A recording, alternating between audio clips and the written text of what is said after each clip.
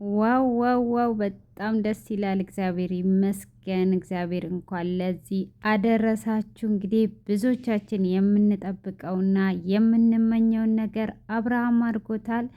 እንግዲህ ሩታ ሊበቀላት ነው ወይስ ምን ሊያደርግላት ነው?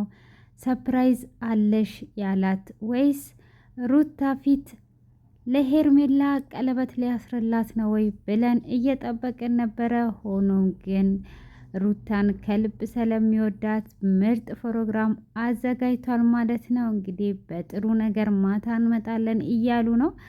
እንግዲህ ሰዓቱን በጉጉት እየጠበቅን እኛም መልካም ምኞታችንን እየገለጥን እንቆያለን ማለት ነው። ውድ የዚህ ቻናል ቤተሰቦች ሰላማችሁ ይብዛላችሁ። እንግዲህ ብዙ ጊዜ በጉጉት የምትጠብቁት አብርሃምና ሩታ አንድ ላይ ተመልሰዋል። ልጃቸውንም እንደዚህ አንድ ላይ አቅፈው ከእህቶቻቸው ጋር ሆነው በጣም ጥሩ ጊዜ እያሳለፉ እንደሆነ ምንም አይነት ጥርጣሬ የለንም። እንግዲህ ከፈገግታቸው ከፊታቸው ከልጃቸው እንግዲህ ሩታም ጉዞዋን ሰርዛ ወደ ቤት ልትመለስ ነው። እንግዲህ በጣም በጣም ደስ የሚለው ማለት ነው። እንደዚህ ነው የሚያምረው። እንግዲህ ሄርሜላ ደግሞ ያው አይዞሽ አይዞሽ እንግዲህ ዘበኑ የፍቅር የደስታ ይሁንልሽ። እንግዲህ ያንቺን የሆነውን አዳም ያገናኝሽ እና ብዙዎቹ ደግሞ ሄርሜላን የመቃጠል ዘበን ይሁንልሽ። አይዞሽ ሄርሜላዬ ከጎንሽ ሆነን ነበረ።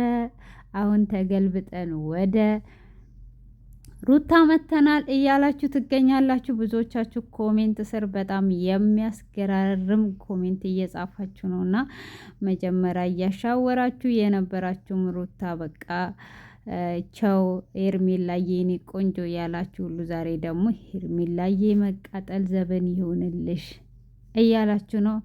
ሲጀመር በሰው ትዳር ላይ የሚሄድ ሴት ሁሉ መጨረሻው እንደዚህ ነው የሚሆነው ማለት ነው። መጨረሻው አያምርም ማለት ነው። እንግዲህ በትዳር ላይ ትዳር መቼም አይደረብም።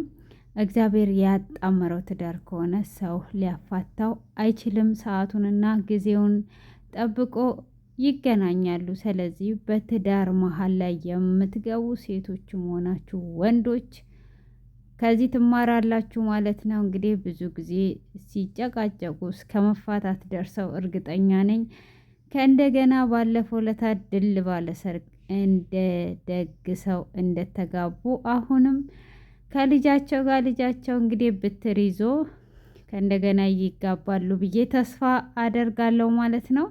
እንግዲህ በጣም ደስ ይላል። በዓልን እንደዚህ ሸብረቅ ሸብረቅረቅ ብሎ ከልጅ ጋር ከቤተሰብ ጋር ሲከበር በጣም ነው ደስ የሚለውና በጣም ነው ደስ ያለኝ። በነገራችን ላይ ሩታ እንደማትዘልቅ አቅ ነበረ ማለት ማንኛውም በትዳር መካከል ጥልቅ ብሎ የሚገባ ሰው መጨረሻው እንደዚህ አይነት ነገር ነው የሚሆነውና ቢያደርግላት ራሱ መጨረሻ በሷ ላይም እንደሚደርብ ነበር የሚታወቀኝ ማለት ነው። ስለዚህ ሩታ ደግሞ ወደ ቤቷ በመመለሷ በጣም ደስ ይላል ማለት ነው። ውድ የተከበራችሁ ቤተሰብ እናንተም ደስታችሁን እየገለጻችሁ እንግዲህ ማታ በጥሩ ቆይታ እንደሚመጡ የሚያጓጓ እንደሆነ እየተናገሩ ይገኛሉ። ያንን እየጠበቅን እንግዲህ አስተያየታችን ኮሜንት ላይ እናስቀምጣለን።